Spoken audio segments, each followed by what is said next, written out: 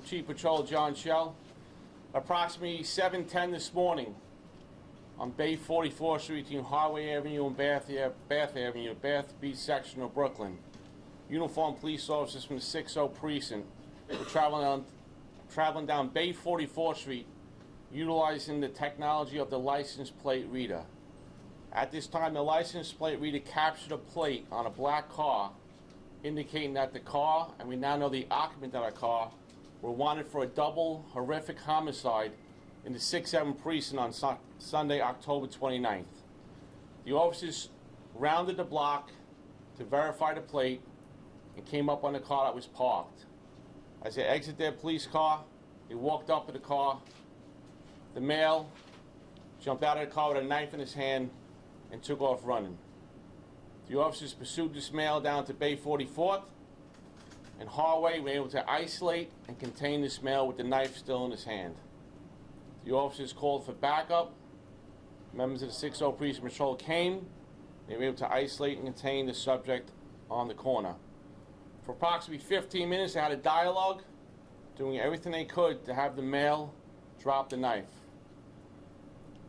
At the end of this, the male, for some unknown reason, in a full sprint, charged the officers.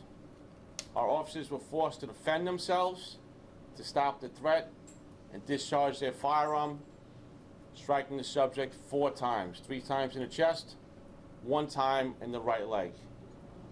He was removed to a local hospital. He succumbed to his injuries shortly thereafter. Our officers, on a Wednesday morning at 7:10, doing their job, approaching a person wanted for a double homicide, did everything they could to neutralize this person and get that knife out of his hand. They were forced to defend themselves. This investigation, we picked up a Brooklyn South homicide to figure out why he did what he did and to tie into the 6-7 homicide. Okay, with that, I'll take any questions you might have. Hold on a second, guys. I'm calling you. Channel 11. Yeah. Does Jason Pass have a history with police besides what happened in the 6-7? Was he known before that? He has 1 documented event for a robbery.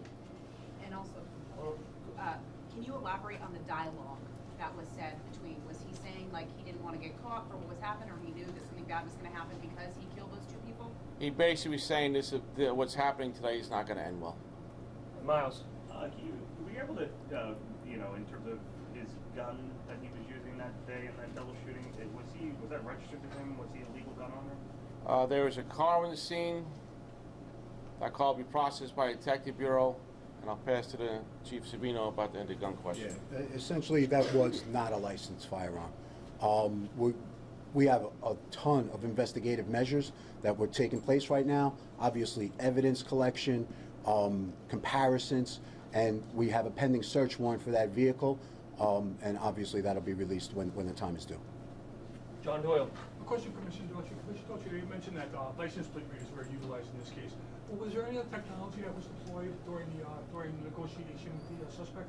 Thank you, John. Good question.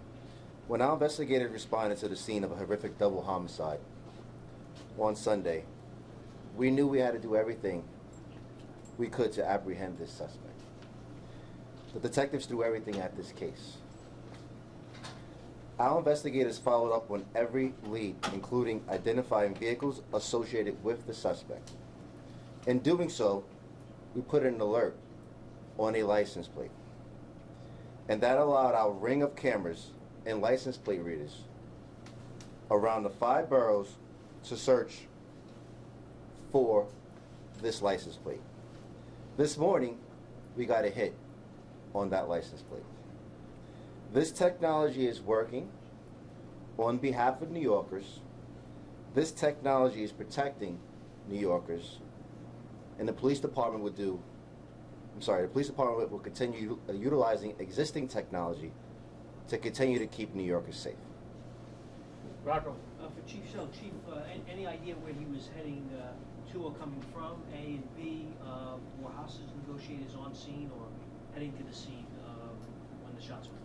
Chief, first question, that'll be part of the investigation. I'll continue today, so I don't have an answer on that. In terms of the officers, they isolated and contained well. Supervisors are on the scene.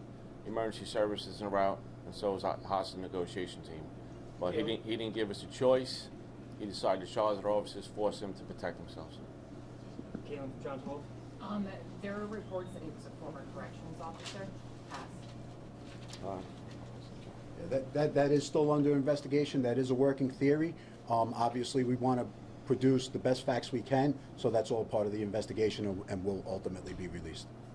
And one more question. Rocco?